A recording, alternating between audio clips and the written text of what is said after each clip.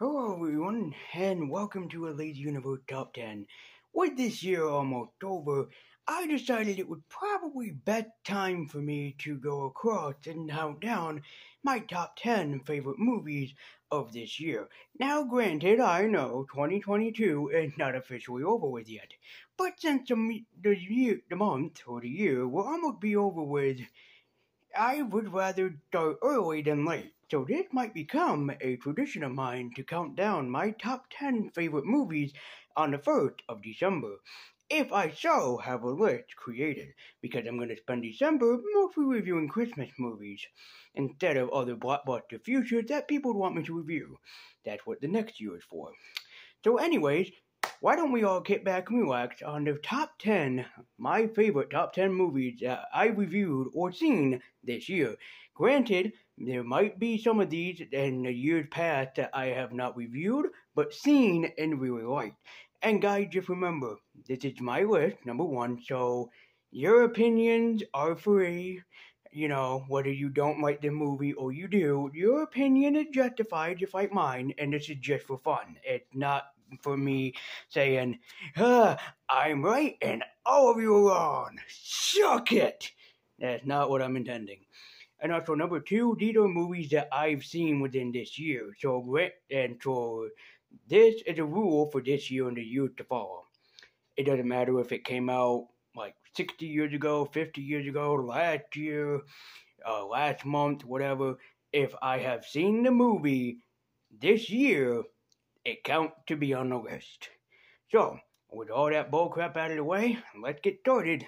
This is the Lazy Universe Top 10 Favorite Movies of 2022. Let's begin.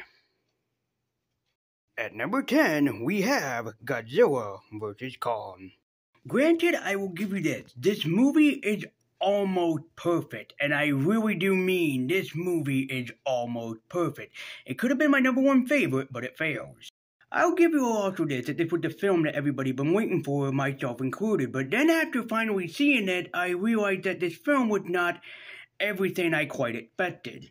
This film is really rushed, and it does feel like it, especially since it came out only 2 years following the success of Godzilla King of the Monsters 2019. Had this film had waited probably just a couple more years or a couple more months, this film could have been perfect. But besides the least, Kong vs. Godzilla is a great sequel to Godzilla King of the Monsters. But while the film could have been better, quite seriously, in all honesty, completely, this film could have been better, I will say that it's a great old-fashioned kaiju action film, and I love it for that. At number 9, we have Venom, Let There Be Carnage. This is what Venom should have been in the first place, and the fact that this movie was almost going to be rated R, but changed at the last minute, really makes me kind of upset. But granted, as it stands, this movie is just goddamn terrific, and I loved every aspect of it because this film is superior to the original Venom. And I don't know how, I swear I don't, but Woody Harrelson was the best choice to play Cletus Cassidy. He handled the role like a badass. Granted, this does come off more of a comedy than an action film, but I digress because really that does not make this film any more bad. In fact, it kind of makes it more memorable. Still stand by what I said in my original statement. This film should have been what the first Venom was, in all honesty, but aside from that, this film is still awesome. The special effects and the fight scenes alone should get you worth watching to see this film. So as it is, Venom Let There Be Carnage is just amazing. Here's to hoping the next Venom film will be just as better, if not as great as Venom Let There Be Carnage.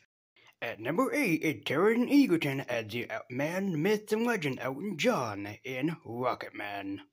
This film is basically what Bohemian Rhapsody dreamed to be, but yet took the standards and went even further and beyond. Taron Egerton himself really encapsulates the man, myth, and legend behind the popular rock and roll music and became an icon even to this day for it. If there was an actor that was clearly perfect for this role, it clearly was Taron Egerton, and this film, by God, demands to be seen by everyone. This film had shown me sides of Elton John that I have never thought I've ever even heard of, nor do I see, especially on the big screen, and I feel bad for the guy. But this film, even though it came out in 2019, I have watched it 10 times, and it still gets me every time I see it. Through the music, the amazing acting of Taron Egerton, and everything in between, you need to see Rocketman. It is a cherishing joy. And it's no wonder that in the only words of Elton John himself, that he is the only one that is still standing.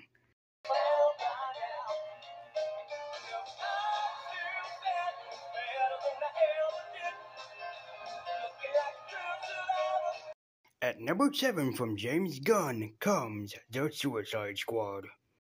Everybody claims that this film is better than the original Suicide Squad, and while I say that I can agree, I will say that it's a great sequel to the original. James Gunn was the perfect director for this movie. I, dear God, want him to direct a sequel to The Suicide Squad if one ever gets released. And it really feels like James Gunn understands and divides every single character as their own standings, but that is not a disgrace to this film. Especially, the best scene probably is given to Harley Quinn, played by Margot Robbie. She gets some of the best moments in this movie, and I love this actress. Granted, I can see definitely that The Suicide Squad would not be probably for everybody. Probably, yes, I can see that. But, as it stands, it's a great movie. And plus, also, it's The Suicide Squad versus the goddamn Conqueror himself, Starro. How badass is that? At number 6 is the film itself that started it all way before the multiverse existed, Doctor Strange. So many of my friends and family members have told me to see this movie, and you know what? I am so glad I finally listened to them. Benedict Cumberbatch did not only give us the dick of Doctor Strange because he was an asshole, truthfully, but he gave us a sympathetic person later on in the film. He became somebody we all cared about. He became a man that meant more to the worldwide world, and even before he became the Sorcerer Supreme. I gotta tell you, this film, hands down, is really one of my favorite Marvel movies of all time. Aside from Spider-Man and some other one, Doctor Strange is a delight. If you've seen Multiverse of Madness, but you haven't seen the original Doctor Strange yet, I highly, of highest regard, need to say that you need to see this movie. And with the film as good as Doctor Strange is, it has me excited for when I get to finally watch Multiverse of Madness for itself, and see how delightful Benedict Cumberbatch becomes. At number 5, it's Shang-Chi and the Legend of the Ten Rings. Because I'm a fan of martial arts movies and I'm also a fan of superhero movies, you can bet your ass this one became a classic to me immediately.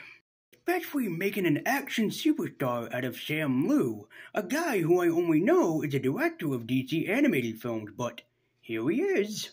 Shang-Chi takes a superhero that was existed since the 70s and 60s and really ramped him up to about a 90% level.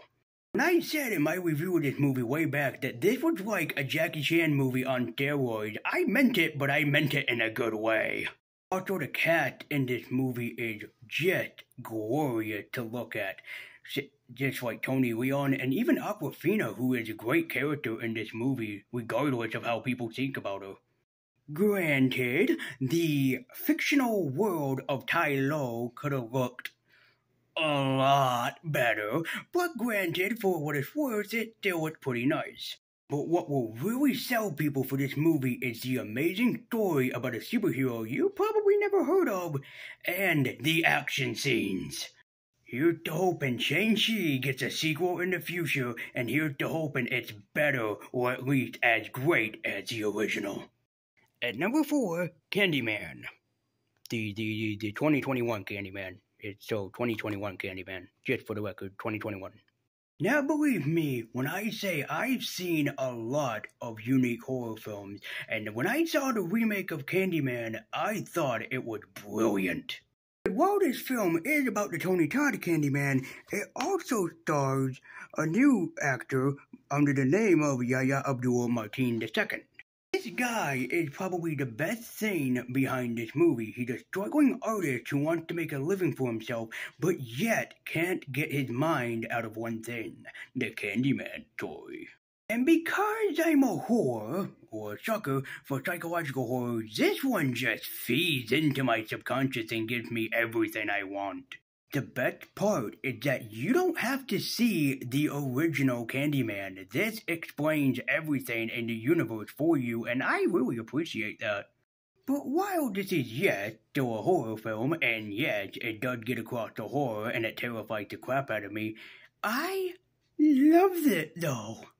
If you want to see a new take upon an old legendary horror, I highly recommend checking out the 2021 Candyman. At number 3, Ghostbusters Afterlife. Jason Reitman was the perfect choice to make a Ghostbusters sequel after the original, and you know what? This one really owns up to the Ghostbuster name. After the death of a fellow Ghostbuster, his family moves into the hometown where he lives in to find out everything is not what it seems. The movie gets better when they team up with a teacher who knows who the Ghostbusters were, and this basically becomes Extreme Ghostbusters, but goddammit, I love it so. Now as a Ghostbusters fan, I didn't have my expectations high for this movie. I kept them at a standard, but it's no surprise that it really shocked me for how good it is. And what makes it all the worthwhile is that the original Ghostbusters, Dan Aykroyd, Bill Murray, and Ernie Hudson are in this movie. If you're a fan of Ghostbusters and you want to see a better sequel than the 2016 movie, I mean seriously, fuck that movie, you need to see Ghostbusters Afterlife. Because I promise you when I say this that this movie will tug at your heartstrings and make you really appreciate the day when the Ghostbusters have existed. At number 2 is a tie between Joker and Disney's Encanto. Let's talk about Joker first, though. Todd Phillips is a man who really understands this cherished DC villain and gave him the proper treatment everyone wanted. Joaquin Phoenix played a man named Albert Fleck, and he doesn't seem to have the best life that he's living in. He takes care of his mom, and he's a man with several disabilities. To make things even sadder, Fleck has a day job as a clown. That's kind of very sad. When I say that Fleck is disabled, I highly mean that. He takes a lot of medications, he has a lot of internal problems with him, and the man is just an all-out mess.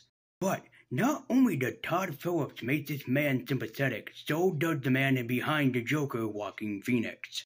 Phoenix gives us a man that just is downright sick and tired of everything, and it's not long before he loses his mind and anarchy takes over.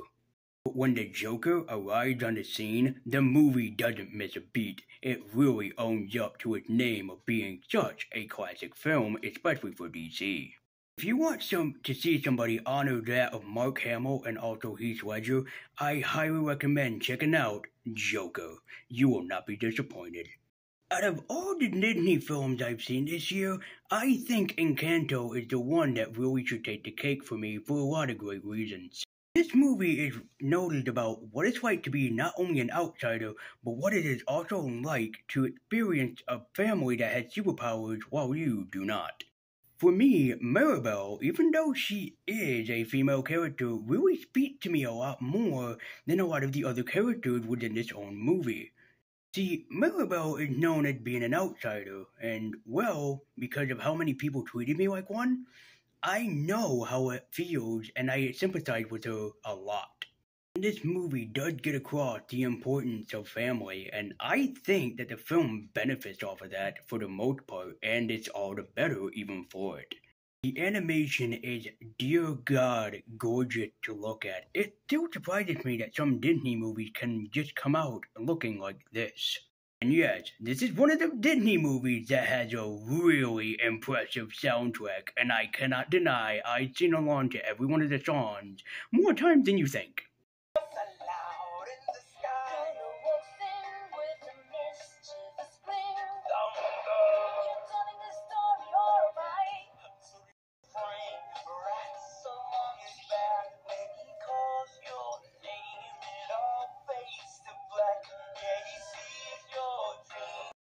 Good luck listening to that song for 10 times on YouTube just alone, just because you can't get it out of your head. You're welcome! Also, this movie's villain is not really a villain. He's a sympathetic guy, and he just wants to be with his family, and really, he becomes a surprise character even for me.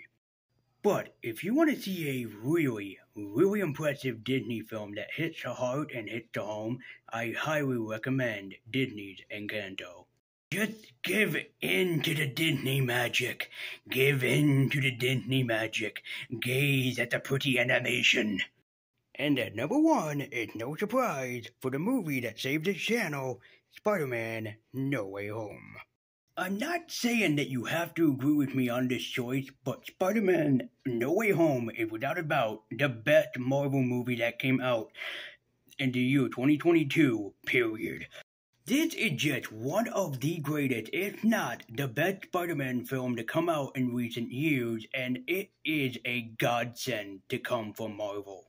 Tom Holland is a godsend to play Spider-Man, and in this performance, he gives it his all. He brings his A-game. He never backs down from Peter Parker.